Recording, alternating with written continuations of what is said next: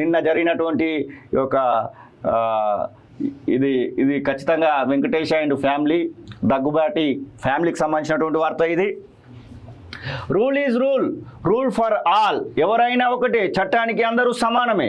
గత ప్రభుత్వంలో విఐపీల ట్రీట్మెంట్కు ఓ చట్టం, ఇప్పుడు అల్లు అయినా దగ్గుపాటి ఫ్యామిలీ అయినా ఒకటే. దక్కన్ కిచెన్ కూల్చివేతలో కోర్టు కీలక ఆదేశాలు.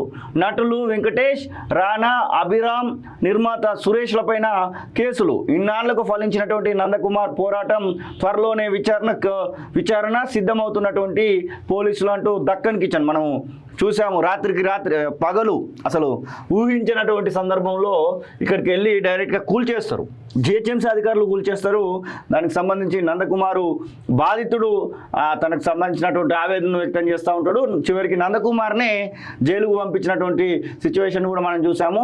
అసలు అక్కడ జరిగినటువంటి ఒక మొత్తము సిచ్యువేషన్లో ఎమ్మెల్యేలకు సంబంధించినటువంటి ఫామ్ హౌస్ కేసు నుంచి మొదలవుతుంది. చివరికి ఎటేటో పోయి నందకుమారు విషయంలోకి వస్తుంది. దానికి సంబంధించినటువంటి వార్త ఇది. దగ్గుబాటి ఫ్యామిలీ నుంచి ల్యాండ్ లీజుకు తీసుకున్న నందకుమార్ లీజ్ టైం ఉన్నా కూడా ఎమ్మెల్యేల కొనుగోలు కేసులో చిక్కాడని దక్కన్ కిచెన్ కూల్చివేత. బీజేపీని బూచిగా చూపించి నందకుమార్ వ్యాపారాలపై టార్గెట్. సినిమా వాళ్లకు చట్టాలు చుట్టాలా, అందరికీ ఒకే చట్టం అంటున్నటువంటి కాంగ్రెస్ సర్కార్ అంటూ ఇక్కడ స్వేచ్ఛ రాస్తున్నటువంటి వార్త. బీఆర్ఎస్ పాలనలో దేశవ్యాప్తంగా చర్చనీయకమైన కేసుల్లో ఎమ్మెల్యేల కొనుగోలు కేసు ఒకటి. అప్పటి గులాబీ ఎమ్మెల్యేలు బీజేపీ కొనుగోలు చేసేందుకు చూస్తోందని ఫామ్ హౌస్లో చర్చా సమయంలో ముగ్గురిని పోలీసులు అదుపులోకి తీసుకున్నారు. వారిలో హైదరాబాద్కు చెందిన వ్యాపారి నందకుమార్ ఒకరు. ఈ వ్యవహారంలో వెలుగులోకి వచ్చాక కేసీఆర్ సర్కార్ ఆయనపై తీవ్ర ఒత్తిడి తెచ్చింది. ఈ క్రమంలో 2022 నవంబర్లో నందకుమార్కు చెందిన దక్కన్ హోటల్ను జిహెచ్ఎంసీ కూల్చివేసింది. దీనిపై హైకోర్టులో కేసు నడుస్తోంది. ఈ హోటల్లో ఉన్న స్థలం దగ్గుబాటి ఫ్యామిలీది. లీజుకు తీసుకుని నడిపించాడు నందన్ కుమార్. లీజు విషయంలో వివాదం ఉన్న కోర్టు కేసు నడుస్తున్న దాన్ని లెక్క చేయకుండా 2024 జనవరిలో దగ్గుబాటి ఫ్యామిలీ హోటల్ను కూల్చివేసింది. దీనిపై నాంపల్లి కోర్టును ఆశ్రయించగా కేసు నమోదుకు ఆదేశాలు ఇచ్చారు న్యాయమూర్తి. దీంతో నటులు వెంకటేష్, రానా, అభిరామ్, నిర్మాత సురేష్ బాబుపై కేసులు నమోదు చేశారు. నమోదైనటువంటి కేసుల వివరాలు చూసినట్టు ఉంటే ఇది దక్కన్ కిచెన్ కూల్చివేసినటువంటి ఒక పరిస్థితిని మనం చూడొచ్చు. పూర్తిగా అక్కడ ఉన్నటువంటి వ్యవస్థ. నమోదైనటువంటి కేసులు ఎట్లా ఉన్నాయంటే 2022లో జిహెచ్ఎంసీ దక్కన్ కిచెన్ను పాక్షికంగా ధ్వంసం చేసింది. ఈ అంశంలో యథాతథ స్థితి కొనసాగించాలని, సదరు స్థలంలో ఎలాంటి చర్యలకు దిగద్దన్న హైకోర్టు ఆదేశాలు ఉన్నాయి. వాటిని లెక్క చేయకుండా దగ్గుబాటి కుటుంబం దౌర్జన్యంగా పూర్తిగా కూల్చివేసింది. నందకుమార్ కేసు నమోదు చేయాలని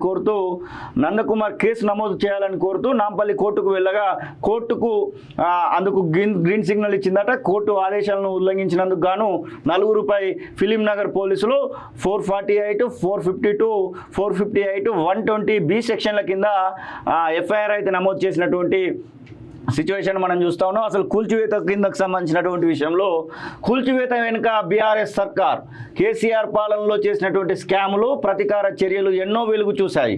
అలా నందకుమార్ టార్గెట్గానే దక్కన్ కిచెన్ కూల్చివేత వ్యవహారం తెరపైకి వచ్చిందన్న ఆరోపణలు ఉన్నాయి. ఎమ్మెల్యేల కొనుగోలు కేసులో నందకుమార్ దొరికిన కొద్ది రోజులకే దక్కన్ కిచెన్ కూల్చివేత జరిగింది.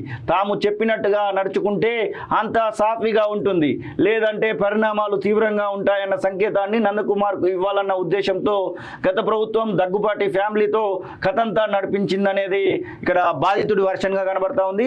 దానికి సంబంధించినటువంటి విషయంలో ఒకవేళ అసలు ఏమేం జరిగింది, లీజ్ అగ్రిమెంట్ ఎప్పుడు జరిగింది, కూల్చివేత కనుక పూర్తిగా ఒకసారి చూసేటువంటి ప్రయత్నం కూడా చేద్దాం.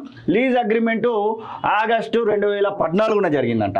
ఫ్లాట్ నెంబర్ 2 యజమాని దగ్గుబాటి సురేష్, ఫ్లాట్ నెంబర్ 2 యజమాని దగ్గుబాటి వెంకటేష్ 4 ఏళ్ల కాలానికి లీజుకి ఇచ్చారంట. ఇది అయిపోయింది. అక్కడ హోటల్ ఏర్పాటు చేసి 2015లో హోటల్ ఏర్పాటు చేసిందంట. ఇక ఎక్సైజ్ లైసెన్స్ అలాగే హోటల్ పునరుద్ధరణ 2016లో జరిగిందంట. వెంకటేష్ ఫ్లాటు లీజు మరో 3 ఏళ్ల పొడిగింపు 5 కోట్ల అదనపు పెట్టుబడితో హోటల్ పేరు ఫిలిం జంక్షన్గా మార్చుకున్నారంట. ఆ తర్వాత ప్రాపర్టీ విక్రయానికి చర్చలు.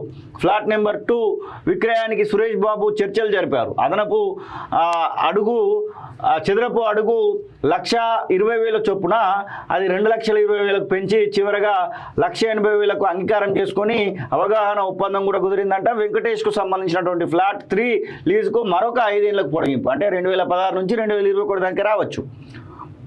విక్రయ ఒప్పందం కూడా 18 కోట్లకు ఒప్పందం చేసుకొని అది లీజును పెంచుతూ, అంటే వెంకటేష్ ఏమో లీజుకు పెంచుతున్నారు. ఇట్లా చేస్తూ చివరికి ఇట్లనే కంటిన్యూ అవుతుందట. ఇక ఆస్తులు సీజ్ దాకా కూడా వచ్చింది. ఆ ఆస్తులు సీజ్ చేసినటువంటి సందర్భంలోనే ఆ ఫామ్ హౌస్ డీల్స్ ఒకటి బయటకు వస్తుంది. చివరికి 2025 జనవరిలో ఎవరైతే సెలబ్రిటీలు అని చెప్పుకుంటూ ఉంటామో ఆ సెలబ్రిటీలకు సంబంధించినటువంటి విషయంలో పూర్తిగా వీళ్ళపైన కేసులు నమోదు చేయాల్సిందే అంటూ కోర్టు అయితే చెప్పింది. మరి ఇప్పుడు ఎవరిని మరి ఆశ్రయిస్తారు, ఈ హీరోలు ఎవరిని ఆశ్రయిస్తారు, ఏంది ఈ నలుగురు మనుషులు ఎవరిని ఆశ్రయిస్తారు అనేది ఒక ప్రశ్నగానే మిగిలింది. మరి ఎవరి దగ్గరికి పోతారో పోవాలి ఇంకా వాళ్ళే.